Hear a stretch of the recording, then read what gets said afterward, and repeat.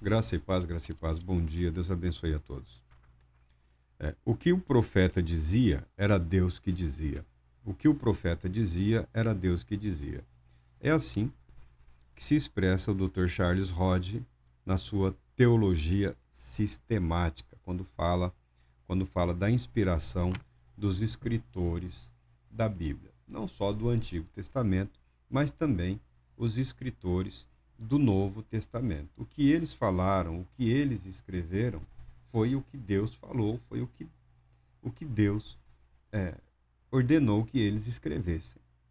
Os escritos são inspirados. Toda escritura é inspirada por Deus. O Espírito Santo participou ativamente do processo de formação do livro sagrado, tanto do chamado Antigo, ou Escrituras Judaicas, quanto do Novo, Escrituras Cristãs.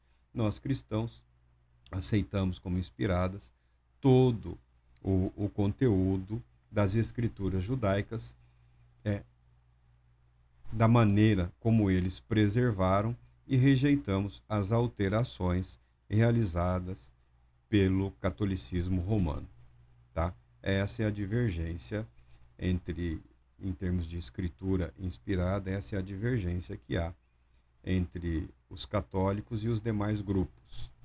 E os judeus, obviamente, param nos limites dos textos que eles aceitaram e reconheceram como, como inspirados, como verdadeiros. Então, 100% de concordância você não terá em nenhum lugar. Mas quando se fala de inspiração, quando se fala de proclamação do Evangelho, quando se fala da manifestação, da revelação do poder de Deus, não tem como não utilizarmos, é a pessoa que o Rod utiliza, o apóstolo Paulo.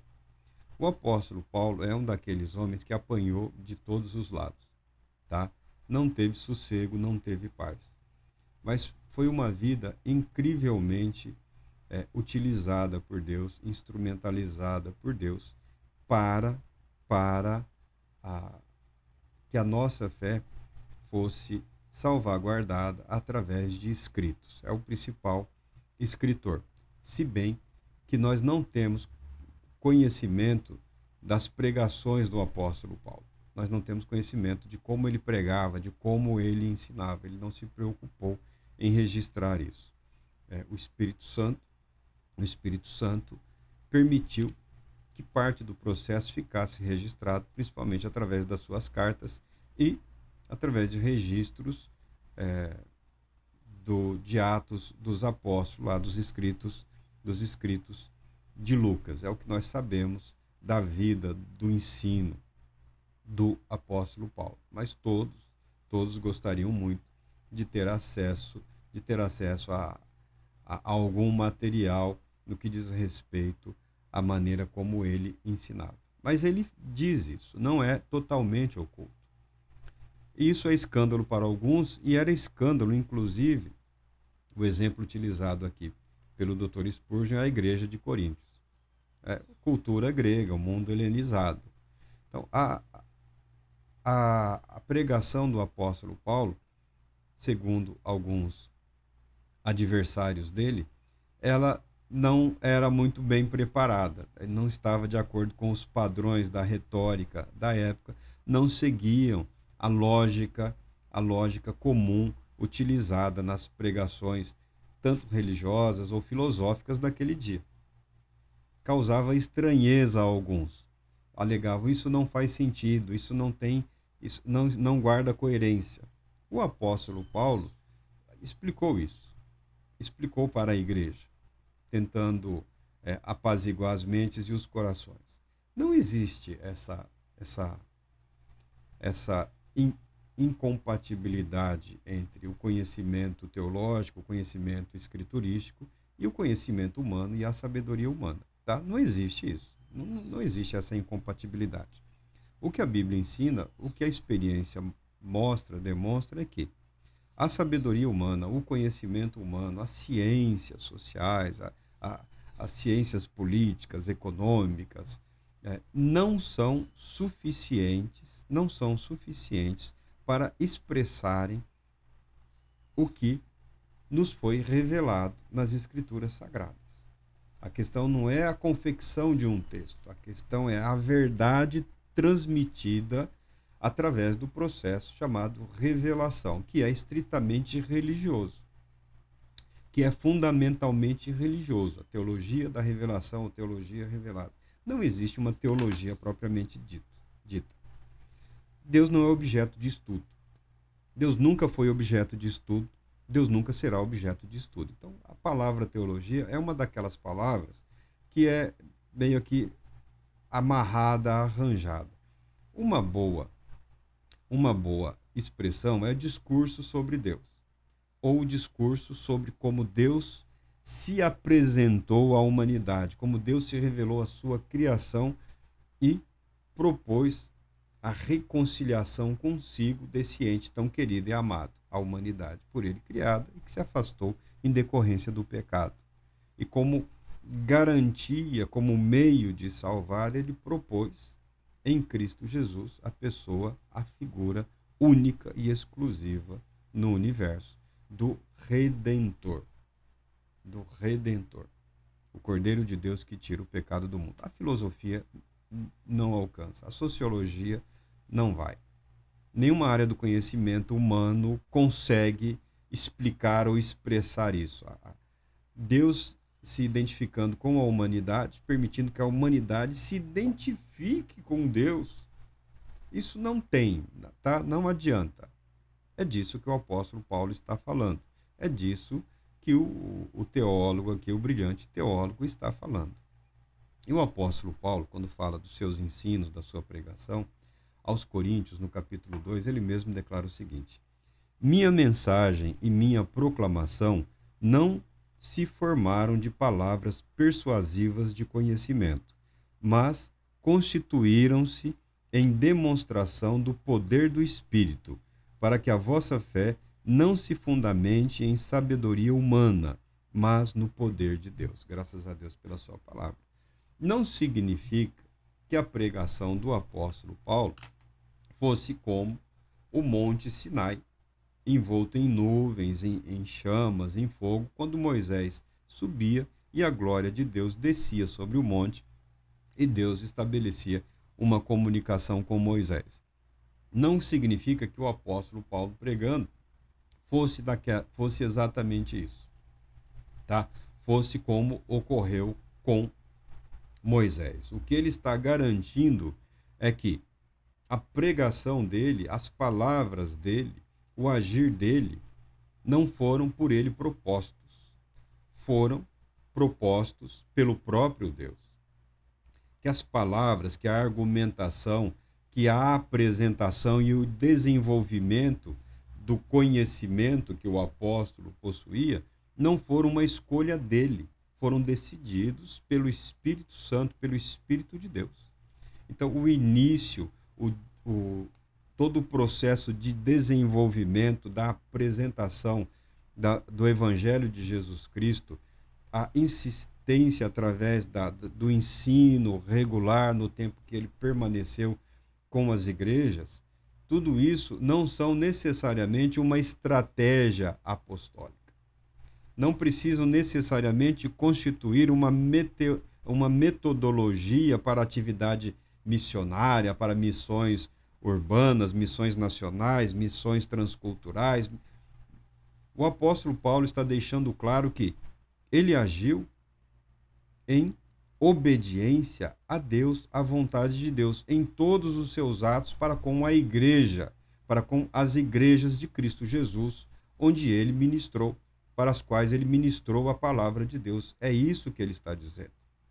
Que a vida dele é parte desse processo, que as palavras dele, que o conhecimento dele e a desenvoltura, ou seja, a apresentação da verdade, não seguem um modelo filosófico, um padrão filosófico, um padrão retórico. A arte retórica era muito comum naqueles dias, já naquele tempo passado. Por que não seguiam? Porque não foi assim que Deus decidiu. Não foi assim que Deus escolheu. Tá? Então, o apóstolo Paulo apresenta a verdade de que as escrituras do Novo Testamento são igualmente inspiradas, tanto quanto as escrituras judaicas. Não há nenhum desnivelamento.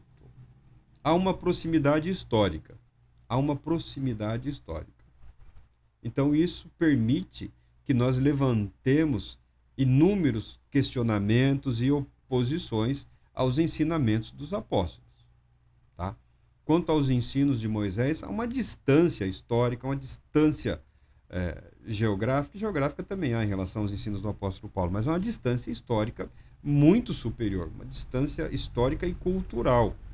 Então, nós temos do passado distante um conhecimento até que bem elaborado, mas mínimo em relação aos detalhes do convívio, do dia a dia, da vida comum, da figura das lideranças religiosas, de como funcionava o sistema político, religioso, econômico, ou sistema tribal, familiar entre os judeus. Nós temos uma visão mais romanceada, histórica, mas também muito romanceada em relação ao passado distante do que temos nos dias do apóstolo Paulo. Nos dias do apóstolo Paulo, nós compreendemos melhor.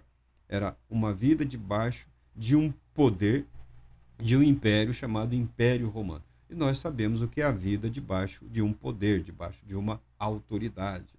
Nós entendemos o conceito de nação, nós entendemos o conceito de Estado, nós entendemos os conflitos entre as culturas, entre as nações, entre as visões de mundo, como pessoas são lançadas umas contra as outras, única e exclusivamente para satisfazer os interesses políticos e econômicos daqueles que detêm o poder pela força. Mas no que diz respeito à apreensão da verdade do Evangelho, a força falha. O conhecimento humano falha. Não que ele seja inútil, não que ele seja inútil, não que ele seja antagônico, mas ele é, na verdade, complementar. Isso ofende o ego de muitas pessoas, mas, na verdade, o é. Se a pessoa não participa, pela fé, da convicção de que Deus inspirou, de que Deus agiu na humanidade através de elementos, de entes, de seres humanos, você terá dificuldade de experimentar plenamente tudo que a palavra de Deus disponibiliza para aqueles que nele creem. O apóstolo Paulo apresenta o ensino ou a doutrina, incluindo as suas pregações ou o vocabulário utilizado, todo o texto, ele apresenta como sabedoria de Deus e coisas do Espírito. Tá? A linguagem humana, o vocabulário humano, o conhecimento humano, por conta da atuação do Espírito Santo, por conta da inspiração do Espírito Santo, é elevado ao status, ao nível de sabedoria de Deus e coisas do Espírito. Tá?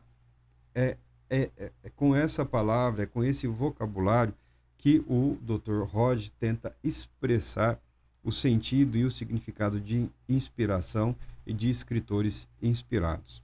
Ele diz aqui, o apóstolo Paulo fala, por qual dos homens sabe as coisas do homem, senão... Porque qual dos homens sabe as coisas do homem, senão o seu próprio espírito que nele está? Assim também as coisas de Deus, ninguém as conhece, senão o próprio Espírito de Deus. Tanto mais para a fonte do conhecimento e a base sobre a qual as doutrinas que ele ensinavam deveria ser recebida. O apóstolo Paulo está dizendo o seguinte: nós conhecemos a nós mesmos, nós estamos falando da consciência, do espírito, né? Há um meio termo chamado consciência. Consciência é um completo mistério. Eu estava lendo aí um material de neurociência, peguei lá a parte de consciência, não tem como, é o que nos caracteriza, tá? É o que a própria racionalidade, a consciência, a vontade, as emoções, é o que nos caracteriza como seres humanos, é o que nos caracteriza, são poderes do espírito humano, tá? Então, o apóstolo Paulo fala que nós conhecemos o nosso espírito Nós nos conhecemos através da nossa consciência, o nosso espírito, o nosso íntimo. Se bem, se bem que atualmente as pessoas têm realizado esse processo de autoconhecimento guiado, né, através de psiquiatria, psicologia, psicanálise, terapia, coisas do gênero. Coisa que eu não sou contra, eu sou muito a favor, porque as, as últimas gerações não foram ensinadas a fazerem a autoavaliação, a fazer a autoanálise, exames de consciência. Não tem sido ensinado. As pessoas são ensinadas a agir, a sentir, a expressar. Agora, refletir em profundidade no que diz respeito às suas próprias motivações, interesses e ambições, as pessoas se resguardam um pouco.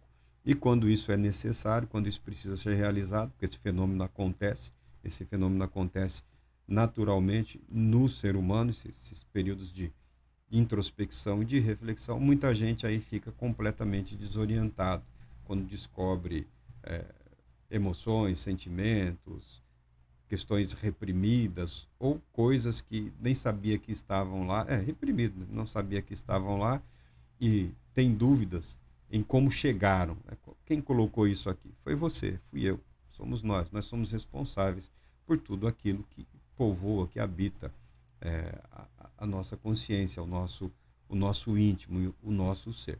Ninguém coloca pensamentos ou verdades na nossa cabeça sem que nós o consintamos, tá?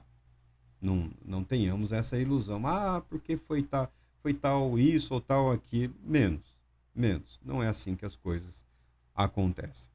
O apóstolo Paulo, quando fala da inspiração, ou seja, reivindicando a autoridade, assumindo a responsabilidade apostólica.